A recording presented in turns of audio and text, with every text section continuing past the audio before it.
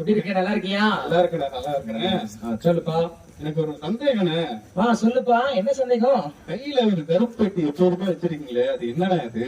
பாத்தியா, இத்தனை நாள் அந்த வண்டி எவ்வளவு கிலோமீட்டர் தரும், இந்த வண்டி எவ்வளவு கிலோமீட்டர் தரும், இந்த வண்டி வாங்கலாமா அந்த வண்டி வாங்கலாமான்னு சொல்லி எத்தனை சந்தேகம் கேட்ட.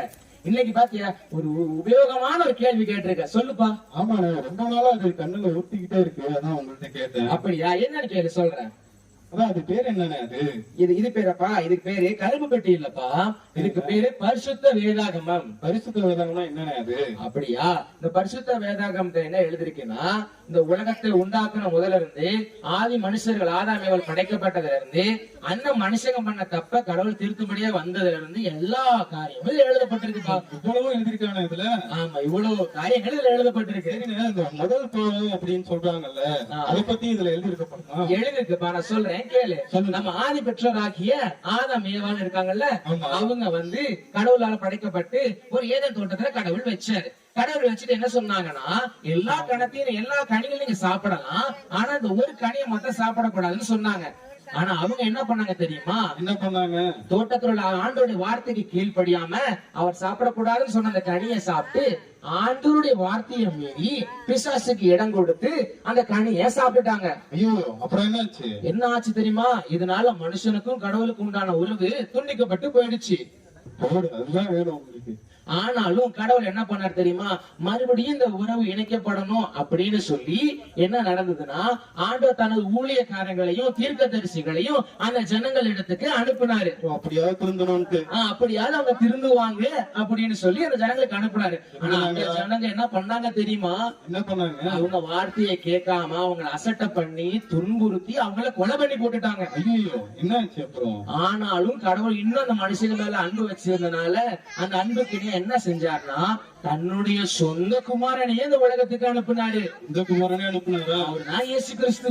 அந்த ஜனங்கள் இடத்துல தான் பாவங்களை மன்னிக்கணும் அப்படின்னு சொல்லி இயேசு கிறிஸ்துவ இந்த பூமிக்கு அவர் அனுப்பினாரு. சரியா? அப்படியாவது இந்த ஜனங்க திருந்தினாங்களா? இயேசு கிறிஸ்து அற்புதங்களை செஞ்சாரு, அநேக காரியங்களை செஞ்சாரு.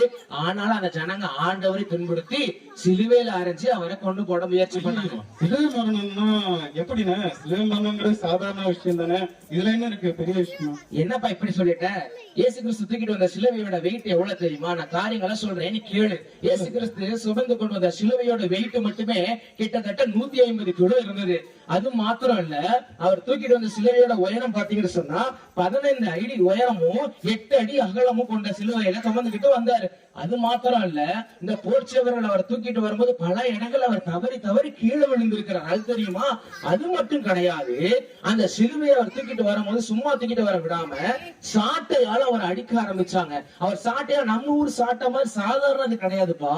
அவங்களுடைய சாட்டையோட நுனி பகுதியில ஒரு கொக்கி மாதிரி இருக்கும். அதனால ஒரு சுழற்றி அவர் அடிக்க ஆரம்பிச்சாங்கன்னு சொன்னாங்கன்னா, அது சதையில போய் பட்டு அந்த சதையே பிச்சுக்கிட்டு வர அளவு ஒரு சுழன்று இருக்கும். அது எவ்வளவு காயம் ஏற்பட்டுச்சு தெரியுமா? கிட்டத்தட்ட இயேசு கிறிஸ்து உடம்புல 5480 காயங்கள் அவர் உடம்புல இருந்தது. கிட்டத்தட்ட அவர் உடம்புல உள்ள எல்லா ரத்தம் 6.5 லிட்டர் எல்லா ரத்தத்தையும் கடைசி சொட்டு வரை நமக்காக சிந்தினாரு. அது மட்டும் கிடையாது, சிலுவையிலேயே நமக்காக அநேக நேரம் தொங்கி என்ன பண்ணாரு? தன்னோட ஜீவனை கொடுத்து மறுபடியும் உயிரோட வளர்ந்தாரு. ஆனா அந்த பாடுகளை யாருக்காக தெரியுமா? உனக்காகவும் எனக்காகவும் நம்ம செஞ்ச பாவங்கள் மன்னிக்கப்படணுங்கிறதுக்காகவும் தான். அந்த பாடுகளை பார்த்த ஜனங்களுடைய கண்கள் எல்லாம் கலங்காத கண்களே கிடையாது. அந்த ஜனங்களுடைய அந்த இயேசு படுகிற வேதனை கண்டு அந்த ஜனங்கள் உருக்கப்படாத ஒரு இருதயமும் கிடையாது. அவ்வளவு ஒரு வேதனை தெரியுமா? அதை நினைச்சாலே இன்னும் எனக்கு நடுங்குது உடம்பெல்லாம்.